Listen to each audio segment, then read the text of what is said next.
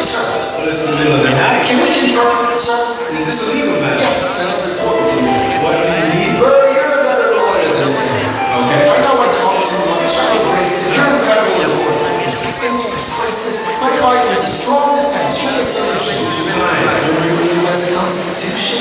No. Hear me out. A series of essays anonymously published defending the documents of the public. No one will be. I disagree. Fair. That's why we need the Constitution. So it needs amendments. It's full of contracts. So is independence. We have to start somewhere. No way. You're making a mistake. Night. Hey, what are you waiting for? What's you stall for? We won the war. What was it all for? Do you support this Constitution? Independent. What if you're back in the old horse? For the notion of a nation, we now get to build. For once in your life, to stand with pride.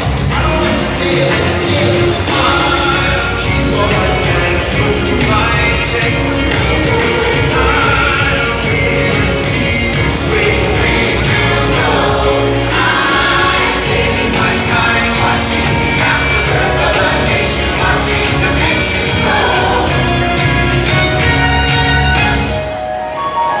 I am sailing off to London. I am accompanied by someone who always pays. I have found a wealthy husband who will keep me in comfort for all my days. He is not a lot of fun, but there's no one who can match you. Return of phrase, my Alexander. Don't forget to ride where you are.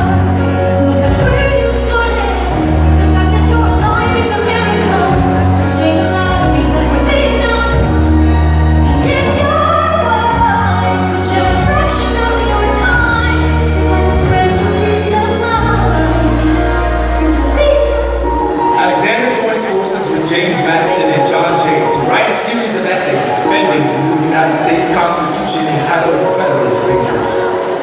The plan was to write a total of 25 essays, the work divided evenly among the three men.